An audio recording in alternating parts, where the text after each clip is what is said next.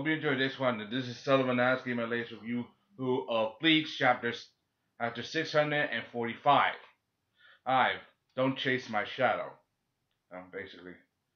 Uh, right now is Shunsui Juraku versus Lindro Stern X from the Elite Guard or the X Axis, basically. He's facing off against one of the Elite Guards, the one that's supposed to be a sniper and has the power to pierce a hole through anything. I still don't know how a guy like that. Anyway, basically, he shoots me. He snuck up behind the guy as he was preparing to take a shot. But it's quite clever how Shunsui he went behind Limbo. Basically, he went behind Limbo behind his back. Apparently, he had Nanaho as backup. Go ahead him and basically reaffirm him. Basically, he sent her at advance as a scout to make sure there's no problems. Nanaho, we haven't seen her fight much in most of the Soul Reaper arcs, but she gotta have some skill. I mean, she's his lieutenant. I mean, she has to. I want to see Nanaho fight. I want to see her Sanpak toe. If you guys are eager as I am to see her Sanpak toe, I want to see it too. Hopefully, they'll put that in the new Bleach anime after they're done with this whole freaking break, basically. Anyway, the situation as it is, like they're facing squaring off. Apparently, Limbo he knows about his skills about from the previous battle that he has the power to make the Shunsui Sanpato has the power to make a child's game into reality. Like basically, he can make reality bend to his will a little bit using shadow. And that's kind of and that is true. But the thing is, it depends on the person's perspective and their control. I mean, if you guys remember the anime and the manga, when where Shunsui when Kyoraku he fought against Coyote Stark, the first Espada. Right? The game did change differently depending on on the situation. Cause if you can make a child's play game reality, that means any person can take control, not just the person who's in control, not just the person who controls the Stomp Plateau. That means in any point the enemy could gain the advantage, and not just the leader. That part is true. And I want to this chapter I did how they're sizing each other up, talking to each other, saying things. And I liked how when Shunsui said that I'm the captain commander, saying that he is the head captain, basically. Like he was like I am literally saying out loud, I'm a badass. That's basically I'm the leader of the Type 13. I'm the leader of the 13 Court Guard squads. I'm the captain commander. Then saying his full name. That's total badass. Like saying I have no fear. Like I am the leader. That basically makes me right now one of the strongest Soul Reapers that you have ever faced. And that part is true.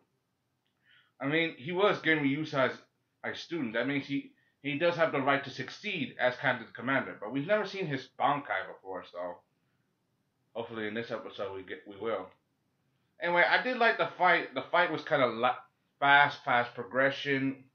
And Kyoraku making the attack while he does his own. Basically he's a sniper, like he's similar to a gun, but it can pierce like through anything, and flesh, metal, basically rocks, like any kind of material, like it can shoot at. It will destroy you. So basically, and we felt the effects. But one of the things I liked we get to see that Shunsui has the ability to create, has another ability. Apparently, if you stare at a person's shadow long enough, if you cast that person will start to see what they believe, and that shadow becomes an actual living being. Like you start to think it's real. Like you know how in certain anime you get this this false creation out of something, like a doll that's supposed to be a mirror of you, but instead it's something else, like fake. Like he did that with the shadow, but if you stare at the shadow long enough, you can imagine it's the real thing, and not like he's casting his shadow at Lino, and Lino thinks that it's really him, but it's not really him. It's just a shadow. That's a clever trick. I mean, we've seen his ability before. He can use the shadow as a weapon, and he can hide within the shadow if he wants to. And he can extend attack from the shadow's perspective and extend from that. That's a very clever technique. And I like that they gave him a new power. I wish we got some of this, but then again, I didn't want to spoil it too. I like Kubo for this because this we get to see him fight after he lost his eye. I want to see him back in action. Shunsui. I want to see what he's got. But then again, I want to see Lindo what he's got. After Ball, he is one of Chuhapaku's elite guard, and he hasn't even at that bout he hasn't even gotten close to using his full power, let alone using full standing mode, like Bombietta or Master Masculine or Asnod or any of the others. Basically, I want to see what happens next. Do you? Yeah, yeah, I want to see what happens next. Sorry if I was late for this chapter and things are a little crooked, but it makes sense.